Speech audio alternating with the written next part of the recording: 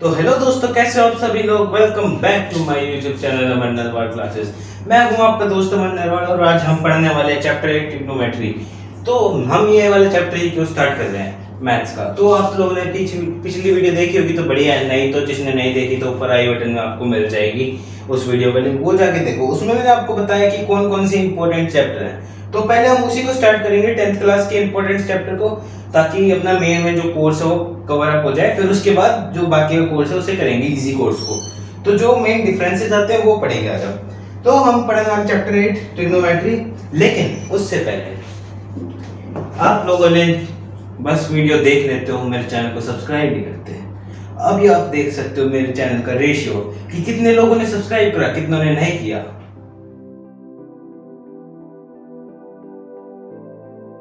देखा आप लोगों ने, इतने से लोगों ने बस सब्सक्राइब किया है, बाकी सब ने सब्सक्राइब नहीं किया। तो जल्दी से जाके सब्सक्राइब करो पहले। तो चलिए चलते हैं अपने चैप्टर की तरफ। तो सबसे पहला इंपॉर्टेंट पॉइंट क्या है, ट्रिग्नोमेट्री होता क्या है। चैप्टर का नाम है इंट्रोडक्शन टू ट्रिग्नोमेट्री। ट्रिग्नोमेट्री होता क्या है बेसिकली। ट्रिग्नोमेट्री एक ब्रांच है मैथमेटिक्स की जो डील करता है रिलेशनशिप ट्रायंगल और एंगल के बीच में। ऐसे आपको समझ नहीं आएगा, मैं आपको जरा बना के दिखाता हूँ। एक ड्राइंग कर रहा हूँ। तो देखिए यहाँ पे मैं बना रहा हूँ एक राइट एंगल ट्रायंगल। देख सकते हैं राइट एंगल ट्रायंगल बना दिया। अब इसमें जो ये एंगल है ना, यहाँ से ये एंगल जो है इसके साथ जो डील करेगा, रिलेशनशिप करेगा ट्रायंगल के अंदर, इस एंगल के साथ, या फिर कोई एंगल ये भी हो सकता है। राइट एंगल में से कोई भी दोनों के कोऑर्डिनेट्स में जो एंगल है उनमें से कोई भी हो सकता है। तो हम इसको थीटा मान लेते हैं। इसका हमें वैल्यू निकालना है ए बी। तो इसके साथ हमें डील करना है, रिलेशनशिप करना है इसको, ट्रायंगल को इस एंगल के साथ। तो उसको ट्रिग्नोमेट्री कहते हैं। तो वो आज हम समझेंगे क्या होता है ट्रिग्नोमेट्री पूरा अच्छे से, स्टार्टिंग से लेके लास्ट तक। तो पहले पढ़ लेते हैं trigonometric ratios in right angle triangles. ये राइट एंगल ट्रायंगल है, मैं लिख देता हूं यहां पे राइट एंगल। इस राइट एंगल ट्रायंगल की हम प्रॉपर्टी रेशियोज पढ़ेंगे, ट्रिग्नोमेट्रिक रेशियोज। ट्रिग्नोमेट्रिक रेशियोज क्या होता है। अब देखो, आपने अगर चैप्टर खोला हो तो आपको एक टेबल मिली होगी sign theta cos theta tan theta वाली, जो कि मैं आपको ऐसे दिखा देता हूँ बुक में, क्योंकि ड्रॉ करूंगा तो काफी टाइम लग जाएगा, लंबी वीडियो हो जाएगी। तो कैमरामैन प्लीज जूम कर दीजिए ताकि ये देख सकें टेबल को।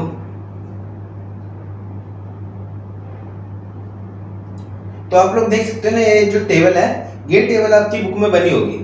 ओके, तो कैमरामैन जूम आउट कर दो ताकि हम पढ़ाना कंटिन्यू कर सकें वापस। तो जो ये टेबल है इसमें क्या है, sine theta cos theta tan theta cosec theta sec theta cot theta. ये थीटा है, आप इनमें कंफ्यूज मत हो जाना क्या आ गया ये साइन थीटा कॉस थीटा, हमें तो समझ ही नहीं आ रहा कुछ। तो ऐसा कुछ नहीं है। तो अब हम पढ़ते हैं कि इसमें होता क्या है। अब देखो, इसका ना एक फॉर्मूला होता है, उसको याद कर लो आप।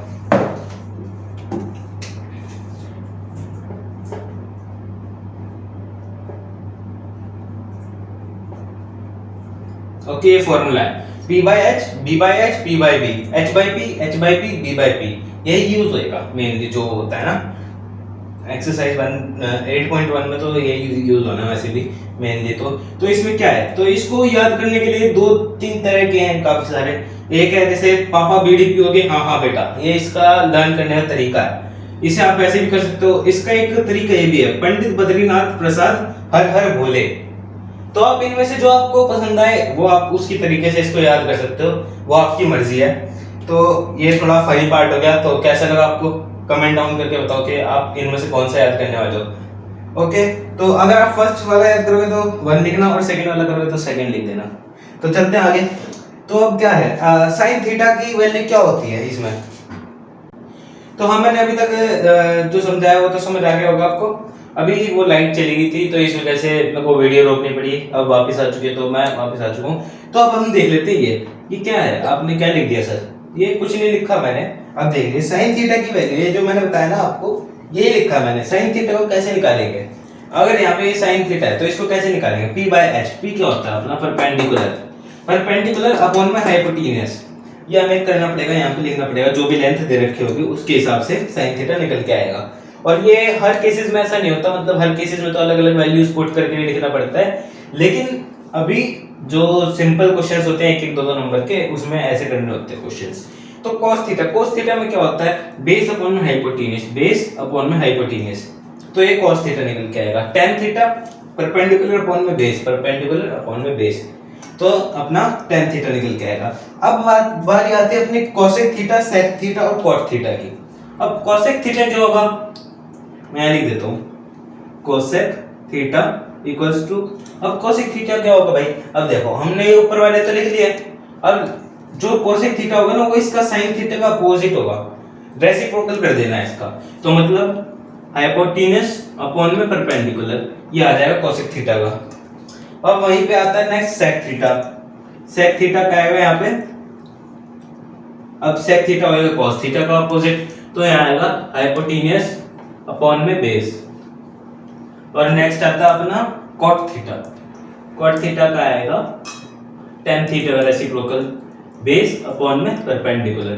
तो आप देख सकते हो इसको याद करने का तरीका ये जो मैंने आपको बताया था फर्स्ट सेकंड में, तो वो आप याद कर लेना, फिर अपने आप ये सॉल्व हो जाएंगे, इस टाइप के जो क्वेश्चंस आएंगे ऐसे सॉल्व करने को होंगे। तो बढ़ते हैं अपने अगले टॉपिक पे। अच्छा, तो अपना अगला टॉपिक है ओके, जो ट्रिग्नोमेट्रिक रेशियोज होते हैं, जो उनके एंगल होते हैं वो कभी भी वेरी नहीं करेंगे उनकी लेंथ और ब्रेड्थ पे, मतलब लेंथ पे और उसकी हाइपोटेन्यूज पे, मतलब लेंथ तो अपनी परपेंडिकुलर होगी और हाइपोटेन्यूज और बेस की जो लेंथ होगी उस पे कभी भी वैरी नहीं करेंगे। जैसे कि यहाँ पे थीटा है, ये कभी भी इस पे डिपेंड नहीं होगा कि जो इसकी तीनों ये हाइट्स हैं, यहाँ पे हाइपोटेन्यूज परपेंडिकुलर बेस, इस पे डिपेंडेंट नहीं होगा वो। तो ये तो एक बेसिक सा सवाल था, बेसिक सी नॉलेज थी बस। अब आगे बढ़ते हैं मेन अपने टेबल पे। तो आप लोग रुकिए, मैं अभी टेबल बना के आता हूँ। तो दोस्तों मैं अभी टेबल बना के आ चुका हूँ, तो आप देख सकते हैं यहाँ पे टेबल बनाई है। तो आपको बस कुछ नहीं करना, आप तो मैं बैठा ना एकदम आराम से याद करा दे, पूरी टेबल याद करा दे, ठीक है। तो आपको बस ना ये साइन थीटा की जो पूरी लाइन है ना, ये वाली साइन थीटा की, ये याद करने की जरूरत है बस। 0 1/2 1/√2 √3/2 1, ये याद हो गई। तो अब cos थीटा पे आते हैं। cos थीटा में कैसे लिखना है, यहाँ 1 है, ये 1 इधर का इधर आ जाएगा, √3/2 इधर, ऐसे ही ये उल्टी चली गई लाइन यहाँ पे cos थीटा में, 1 √3/2 1/√2 1/2 0, ठीक है, आ गया cos थीटा हो गया। अब चलते हैं tan थीटा पे। tan थीटा में क्या करना है, ऊपर वाले लिखना है अपने को। देखो कैसे, अब देखो यहाँ 0 और 1 है, ठीक है, ऊपर वाले लिखना है। 0/1 लिखेंगे तो क्या आएगा, 0 ही आएगा ना, क्योंकि ऊपर 0 आ चुका, तो 0 आ गया यहाँ पे। अब यहाँ लिखना है 1 ऊपर है और 2 को काउंट नहीं करेंगे, क्योंकि ऊपर वाले ले लें, अपॉन जो ये है ना यहाँ पे अपॉन का साइन, इनके ऊपर वाले न्यूमरेटर ले लें, तो 1 और √3, इसको लिए तो 1/√3 आ गया। अब इसमें क्या है, दोनों में 1 है तो 1 लिख दिया, 1/1 तो 1 ही होता ना, चाहे 1 लिखो या 1/1 लिखो, आपकी मर्जी है। तो यहाँ 1 आ गया। अब यहाँ पे लेना ऊपर वाले, तो √3/1 तो √3 आ गया। अब यहाँ पे 1/0, अब 1/0 जिसके नीचे 0 आ जाता है तो उसे क्या कहेंगे, नॉट डिफाइंड कहेंगे ना, तो ये नॉट डिफाइंड का साइन होता है। तो वहां पे ये नॉट डिफाइंड भी लिख सकते हो, ये साइन भी लगा सकते हो, वो आपके ऊपर डिपेंड करता है। तो अब चलते हैं आगे। अब cosec थीटा क्या होता है, यहाँ पे बताया था मैंने, cosec थीटा होता है sin थीटा का उल्टा, रेसिप्रोकल उसका। अब cosec थीटा इसका रेसिप्रोकल करेंगे, 0/1 है, 1/0 करेंगे तो नॉट डिफाइंड हो जाएगा क्योंकि नीचे 0 आ चुका है। अब करते हैं इसका उल्टा, 1/2 है तो यहाँ 2/1 हो जाएगा, तो मतलब 2 आ गया यहाँ पे, ठीक है। अब यहाँ पे चलते हैं, 1/√2 है तो √2/1 हो जाएगा, तो √2 आ गया। यहाँ पे √3/2 है तो 2/√3 आ गया। रेसिप्रोकल कर देना है सबका, और यहाँ पे 1/1 ही रहेगा, 1 ही रहेगा इसका तो। और अब आगे चलते हैं sec थीटा पे। sec थीटा किसका अपोजिट होता है, cos थीटा का अपोजिट। अब इसका cos थीटा का अपोजिट करना है, जैसे अपने ने sin थीटा करा तो वैसे ही करना है इसका भी। अब इसका भी अपोजिट करेंगे तो यहाँ 1 आ जाएगा। अब ये √3/2 है तो यहाँ 2/√3 आ जाएगा।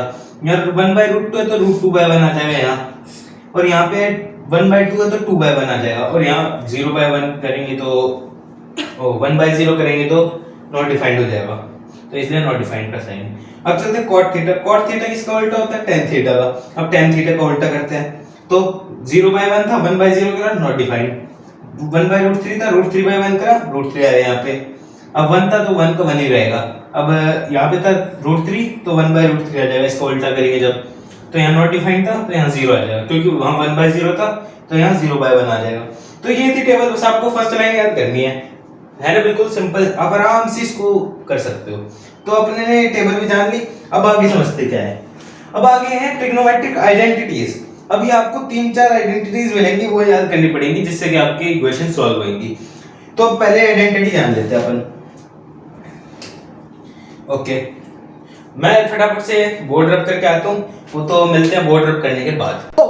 तो दोस्तों देख सकते हो मैंने यहाँ पे खाली कर दिया थोड़ी जगह, तो आपको एक्सप्लेन करने के लिए अब पढ़ते हैं ट्रिग्नोमेट्रिक आइडेंटिटीज। आइडेंटिटीज तो आपने अलजेब्रिक इक्वेशन में बहुत पढ़ी होंगी, है ना, आपने पढ़ी ना, a square plus b square equals to a square plus b square plus 2ab a plus b का होल स्क्वायर होता है ना। तो आपने वैसे आइडेंटिटीज पढ़ी होंगी। अब आइडेंटिटीज थोड़ी अलग टाइप की हैं ट्रिग्नोमेट्री में, क्योंकि आपका फर्स्ट टाइम है तो आप समझने में थोड़ी दिक्कत आएगी, लेकिन इजी है, बहुत इजी है सच्ची मैं कह रहा हूँ, आप एक बार में समझ जाओगे। तो पहले शुरू करते हैं अपना आइडेंटिटी से। पहली आइडेंटिटी अपनी sin square theta plus cos square theta equals to 1 की आइडेंटिटी है। कहीं पे भी आपका sin स्क्वायर थीटा और प्लस cos स्क्वायर थीटा आ जाता है सॉल्व करने के टाइम पे, तो आपको डायरेक्टली कुछ नहीं करना, उसको सीधे इक्वल्स टू 1 रख देना। अब आप देख लीजिए, इसके भी दो फॉर्म और हैं, इसकी भी दो तरह के और आएंगे। अब देखो, इसमें एक तो है अब ये भी हो सकता है इसमें sin square theta equals to cos square theta minus 1। अगर आपको यहां दिख जाता है cos स्क्वायर थीटा माइनस 1, आपको कहीं दिखता है तो आपको समझ जाना है कि ये sin स्क्वायर थीटा के इक्वल होगा। तो ये एक इसका पार्ट है इसका भी, और एक इधर ये भी आ सकता है cos square theta equals to sin square theta minus में 1। तो अब sin स्क्वायर थीटा इधर चला जाएगा तो equals to cos square theta भी होगा। अगर sin स्क्वायर थीटा माइनस 1 या 1 माइनस sin स्क्वायर थीटा या फिर 1 माइनस cos स्क्वायर थीटा दिख जाता है। अगर 1 माइनस cos स्क्वायर थीटा या cos स्क्वायर थीटा माइनस 1 दिखता है तो मतलब sin स्क्वायर थीटा के इक्वल है, और sin स्क्वायर थीटा माइनस 1 या फिर 1 माइनस sin स्क्वायर थीटा दिखता है मतलब cos स्क्वायर थीटा के इक्वल है। तो ये तो अपनी फर्स्ट आइडेंटिटी हो गई, है ना, इजी है ना। ओके, तो जल्दी से कमेंट डाउन करो, वीडियो को लाइक करो, चैनल को सब्सक्राइब करो, वीडियो शेयर कर दो जल्दी से, बड़ा मजा आने वाला है इस चैप्टर में। तो अब चलते हैं सेकंड की ओर। आपको जो ये चैप्टर हार्ड लगता है ना, यही आप लोगों का फेवरेट चैप्टर बना दूंगा, मैं पक्का वादा करता हूं आपसे। तो अब चलते हैं सेकंड आइडेंटिटी की तरफ। ओके, तो सेकंड आइडेंटिटी अपनी sec square theta minus tan square theta equals to 1। अब sec स्क्वायर थीटा में से माइनस tan स्क्वायर थीटा करेंगे तो उसको भी इक्वल्स टू 1 ही प्रूव रख देना हमें, सिंपली आगे क्वेश्चंस में आएगा, क्योंकि ये भी एक आइडेंटिटी ही है। अब आइडेंटिटी किसने बनाई है वो आपको मैथमेटिक्स की बुक्स में मिल जाएगा, उसका नाम साइंटिस्ट का मेरे को पता नहीं है, आप लोग अपनी एनसीईआरटी में चेक कर लेना या फिर गूगल पे निकाल सकते हो। तो अब इसको देखते हैं, इसके भी दो तरह की फॉर्म आएंगे। अब देखते हैं, यहाँ पे है sec tan square theta minus में है। अब इसको अगर हम tan स्क्वायर थीटा को इधर ले जाएंगे तो ये प्लस में हो जाएगा, तो यहाँ आ जाएगा sec square theta equals to 1 plus tan square theta, या फिर tan स्क्वायर थीटा प्लस 1, वो आपकी मर्जी कैसे लिखोगे, कुछ भी आ जाए, आपको equals to sec square theta लिख देना, बस कुछ नहीं करना। अब सेकंड जो इसका पार्ट है उसमें क्या करेंगे, अब sec स्क्वायर थीटा को उधर लेके जाते हैं, इधर tan स्क्वायर थीटा माइनस में है ना, तो यहाँ पे आ जाएगा, यहाँ पे प्लस में sec स्क्वायर थीटा इधर माइनस में चला जाएगा। अब देखते हैं, तो यहाँ लिखते हैं tan square theta equals to 1 minus sec square theta.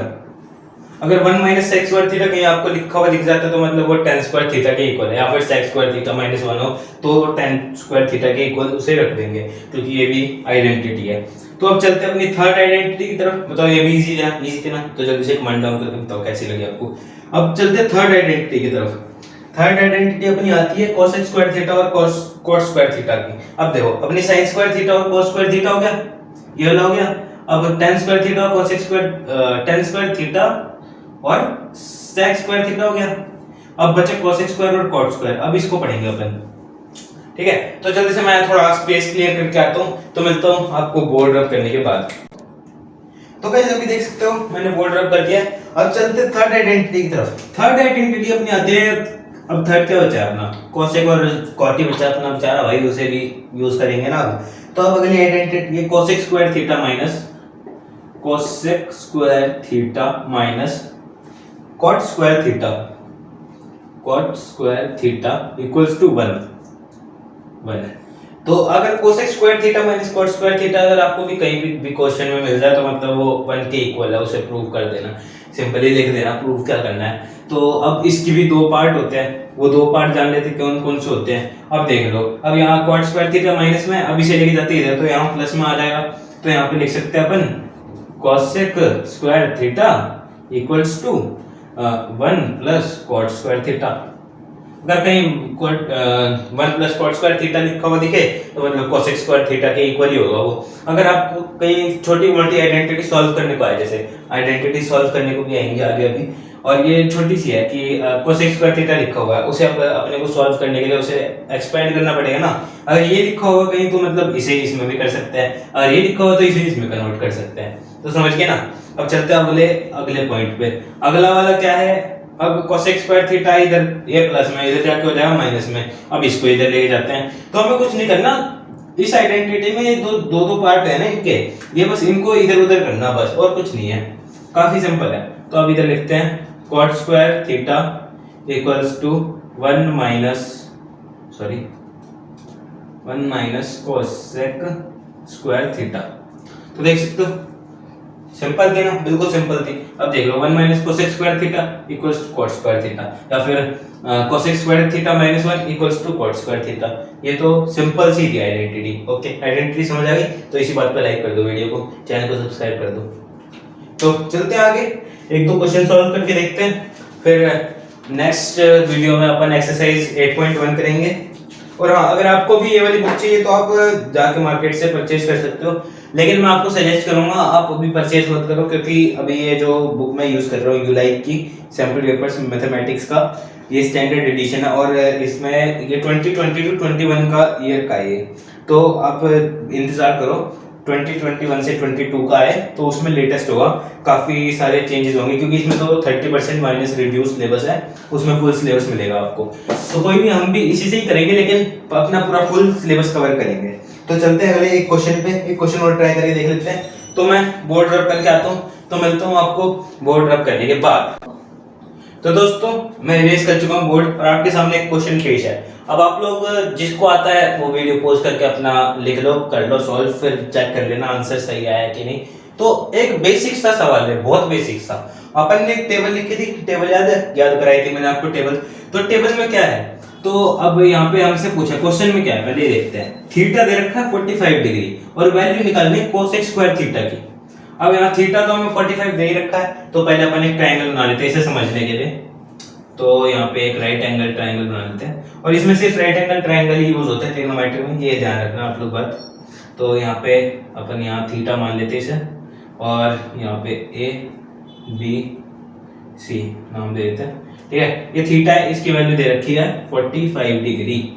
अब कोसेक स्क्वायर थीटा, ठीक है, अब इसे लिख लेते हैं यहाँ पे पहले, cosec square theta equals to, ये तो लिख दिया।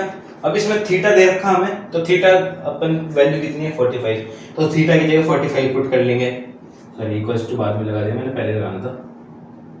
तो अब यहाँ लिख लेते हैं cosec square 45 degree, cosec square 45 degree हो गया। अब आप लोग सोचोगे कि हाँ 45 डिग्री कोसेक का एक था टेबल में, कोसेक 45 डिग्री था, लेकिन अब यहाँ पे स्क्वायर आ गया बीच में, ये तो गड़बड़ हो गई है ना। तो अब इनको कुछ नहीं करना, सिंपल सवाल है। अब देखते हैं, यहाँ पे लिख लेते हैं कोसेक 45 डिग्री और ब्रैकेट के बाद स्क्वायर। अब बन गया ना कोसेक 45 डिग्री। कोसेक 45 डिग्री की वैल्यू क्या थी, जल्दी से कमेंट डाउन करके बताओ मेरे को पता है, मैं लिख देता हूँ रूट टू का स्क्वायर, यहाँ स्क्वायर है ना, रूट 2 का स्क्वायर है। अब किसी भी रूट का स्क्वायर करोगे तो स्क्वायर से उसका रूट कट जाता है, तो रूट हट जाता है, तो यहाँ पे आंसर आ जाएगा 2। तो बताओ किसने सॉल्व करा और किसका आंसर 2 आया, जल्दी से कमेंट डाउन करके बताओ मेरे को किसका सही आंसर आए। तो ये आ गया यहाँ पे हमारा आंसर। तो बताओ कैसा लगा ये छोटा सा सवाल, काफी इजी था ना। तो चलते हैं अपने अगले सवाल की तरफ, मैं अपना अगला सवाल लिख लेता हूँ, तो बोर्ड रब करके मिलता हूँ आपसे। तो दोस्तों माफी चाहता हूँ, मैं रब करने वाला था, फिर मेरे को याद आया कि मेरे को कैमरामैन को कहना था जूम कर दे ताकि आप लोग देख सको ये सवाल और जवाब। जरा कैमरामैन जूम कर दो, बोर्ड पे दिखा दो जरा, बच्चों को देख सके क्या सवाल है, क्या आंसर इसका। तो दोस्तों आप लोग इसे पोज करके देख सकते हो आसानी से क्या सवाल है। ये भी पिछले साल आया था बोर्ड में 2021 में नहीं आया, लेकिन 2020 में आया था, क्योंकि 21 के तो कैंसिल हो गए थे ना बोर्ड। तो कैमरामैन जूम आउट कर दो अब। तो मैं बोर्ड रब करके मिलता हूँ आप लोगों से दोस्तों। चलो बाय। तो दोस्तों अभी देख सकते हो मैंने बोर्ड रब कर दिया और एक सवाल लिख दिया है यहाँ पे। तो सवाल क्या है अपना, if tan x equals to sin 45 degree cos 45 degree plus sin 30 degree then x equals to। अगर आप लोगों को सवाल आता है तो आप लोग सॉल्व करो और आंसर कमेंट डाउन करो। तो चलते हैं अपना सॉल्यूशन करते हैं इसका। तो देखते हैं पहले, तो इसमें हमें दे रखा है tan x की वैल्यू दे रखी है sin 45 degree cos 45 degree plus sin 30 degree. तो अपने को यहाँ पे भी टेबल का यूज होगा, तो अपन टेबल खोल लेते हैं पहले। ओके, टेबल आ चुकी है। अब देखते हैं यहाँ पे tan x की वैल्यू लिख देते हैं पहले, इसका x की वैल्यू निकालनी है इसमें। तो लिखते हैं यहाँ पे tan x इक्वल्स टू, तो दोस्तों देख सकते हो tan x। अब tan x को इक्वल्स टू इसकी वैल्यू लिख लेते हैं पहले। तो क्या है, तो यहाँ लिखते हैं sin 45 degree cos 45 degree plus sin 30 degree. Okay, ये हमें गिवन है। अब इसमें क्या करना है, जो आपने टेबल देखी होगी तो उसमें जो इनकी वैल्यूज है वो पुट करनी है। तो sin 45 की वैल्यू क्या होती है, sin 45 की वैल्यू होती है 1/√2। और cos 45 की क्या होती है, ये मल्टीप्लाई का साइन है तो मल्टीप्लाई लगाते हैं। cos 45 की क्या होती है, cos 45 की भी 1/√2 होती है, प्लस sin 30 की वैल्यू क्या होती है, 1/2 होती है। तो यहाँ लिख देते हैं 1/2। ठीक है, अब यहाँ पे लिखते हैं, अब इसको सॉल्यूशन करते हैं। तो इक्वल्स टू लिख देते हैं tan x 1/√2 1/√2। अगर इसे मल्टीप्लाई करेंगे तो ये आ जाएगा 1/2 आ जाएगा, क्योंकि रूट से रूट कट जाएगा तो 2 आ जाएगा। 1/√2 1/√2, √2 को से मल्टीप्लाई करोगे तो 2 आएगा। किसी को भी रूट से खुद के रूट से मल्टीप्लाई करोगे तो 2 कह रहा हूँ, वही आंसर आएगा जो रूट के अंदर लिखा है। तो ये आ गया 1/2 प्लस 1/2। और सिंपली सी कैलकुलेशन है जो कि बचपन में आप लोगों ने सीखी होगी, tan x इक्वल्स टू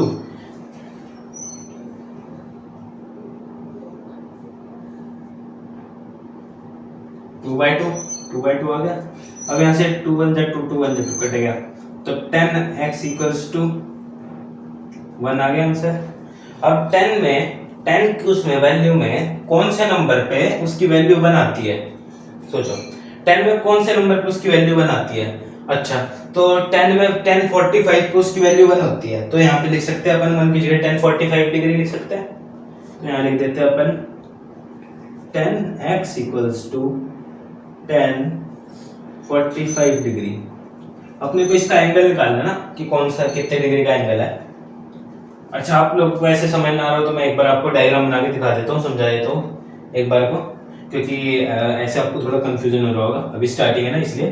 तो यहाँ पे एक ट्रायंगल बना लेते हैं अपन, ठीक है।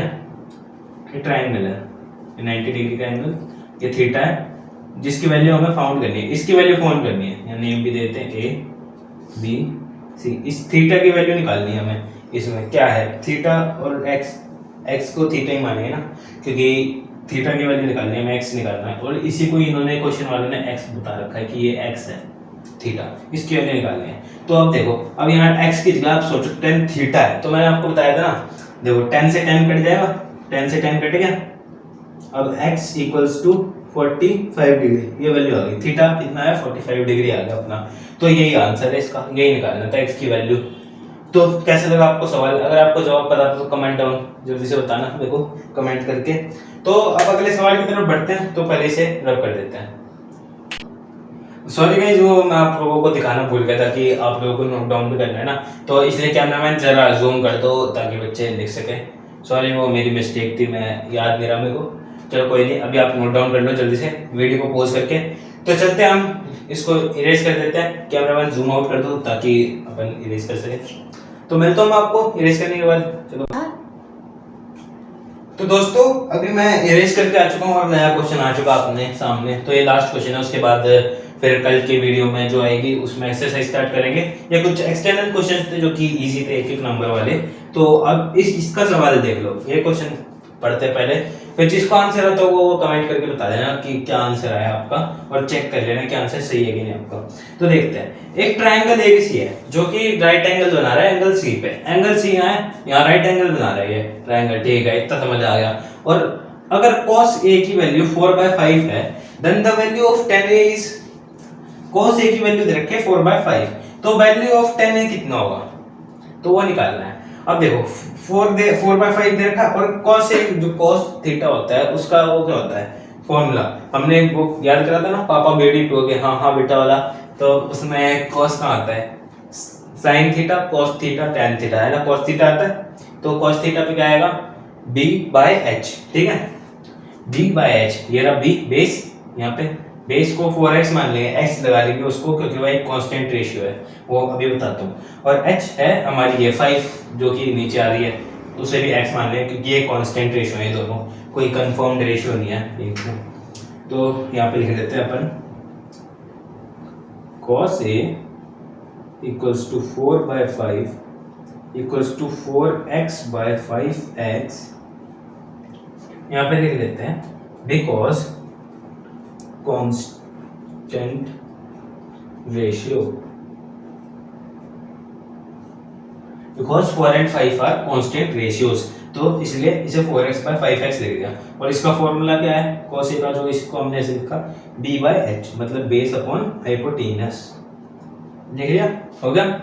अब आगे चलते हैं, आगे सवाल में क्या है वो देखते हैं। अब b क्या है अपना bc, और क्या कहते हैं h क्या है ab, तो यहाँ लिख सकते हैं अपन इसे bc अपॉन ab, ठीक है, ये हो गया।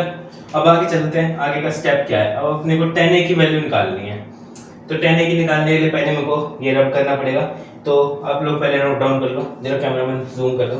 अब आगे का पार्ट बाकी है, अभी आपको पता होगा, तो पहले इसे इरेज करेंगे ताकि थोड़ी जगह बनाए यहाँ पे सॉल्यूशन करने के लिए, तो इरेज करके मिलता हूँ मैं आपसे, कैमरामैन जूम आउट कर लो, तो मिलता हूँ इरेज करने के बाद। तो दोस्तों अभी मैं रब करके आ चुका हूँ बोर्ड को, अब देखते हैं आगे क्या है, आगे अपने को क्या करना है, अब इसकी वैल्यू निकालनी है। अब इसको कैसे निकाल सकते हैं अपन, कुछ आइडिया, ऐसे मैं हटा देता हूँ यहाँ से, कोई आइडिया जल्दी से कमेंट डाउन करके बताओ मेरे को कैसे निकलेगी वैल्यू, बता दिया। पाइथागोरस थ्योरम, बिल्कुल सही, आप लोगों ने बिल्कुल सही बताया। तो अब देखते हैं पाइथागोरस थ्योरम से कैसे निकालना है। अपने को निकालना है p perpendicular, p equals to p का square, sorry equals to, Pythagoras theorem क्या होती है b का स्क्वायर,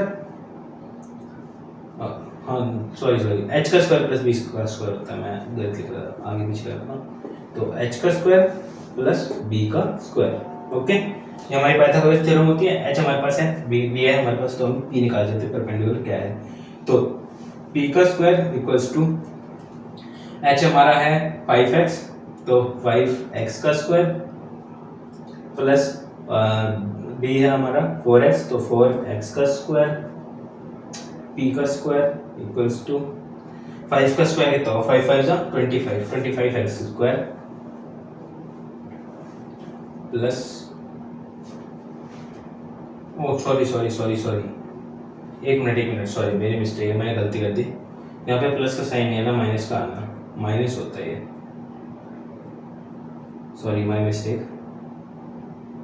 मैं तब से प्लस कर दूंगा, वही सोच रहा इसका आंसर गलत क्यों निकल रहा है जब, हाँ सॉरी ये माइनस आना था यहाँ पे, मैंने गलती से प्लस लगा दिया था, और प्लस तब आता है जब यहाँ पे b की जगह p होता है, तब प्लस आता है, तो 25x स्क्वायर, उसको इग्नोर मारो, अब आगे बढ़ते हैं, तो 4 4 16, 16x स्क्वायर यहाँ पे आ गया, ये आगे दोनों का सॉल्व हो गया। अब इसको इसमें से माइनस करते हैं, p का स्क्वायर इक्वल्स टू 25 में से 16 जाएंगे, कितने बचेंगे, इधर बचा ये 15 15 9 बचेगा यहाँ, तो 9x स्क्वायर, ये आ गया यहाँ पे आंसर। अब यहाँ स्क्वायर है, यहाँ भी स्क्वायर है, तो यहाँ से स्क्वायर कट गया, ठीक है। अब यहाँ अगर इसका स्क्वायर कटा है तो मतलब इसका भी हटेगा ना स्क्वायर, क्योंकि ये स्क्वायर इसका भी हुआ है, तो इसका भी स्क्वायर हटेगा, तो p इक्वल्स टू इसका स्क्वायर रूट क्या होएगा। अब आपको ऐसे थोड़ा डिफिकल्ट लगेगा स्क्वायर को स्क्वायर काटने में, तो इसको इजी मेथड में आपको बता देता हूँ मैं, यहाँ से हटा के इसे, मेरा डस्टर पता नहीं कहाँ चला गया, मैंने यहाँ रखा था, चलो छोटा बाद में देखते हो उसे। तो अभी देखते हैं यहाँ पे p का स्क्वायर ये आया था ना अपना 9x स्क्वायर, तो आपको कुछ नहीं करना, स्क्वायर हटाना, तो लिख देना p equals to 9x square का स्क्वायर रूट, ठीक है। अब स्क्वायर रूट करते हैं इसके स्क्वायर से, तो इसका स्क्वायर कट गया, x तो हो गया अपना अलग फ्री, ठीक है। अब आप इसको ऐसे भी लिख सकते हो एज अ एक्सपेंड फॉर्म में √9x, ऐसे भी लिख सकते हो क्योंकि इसका स्क्वायर तो हट गया। अब √9 है, इसको सॉल्व करेंगे तो क्या आएगा 3x आ जाएगा आंसर सीधे सीधे, क्योंकि √9 का स्क्वायर रूट क्या होता है 3 होता है, तो 3x आ गया।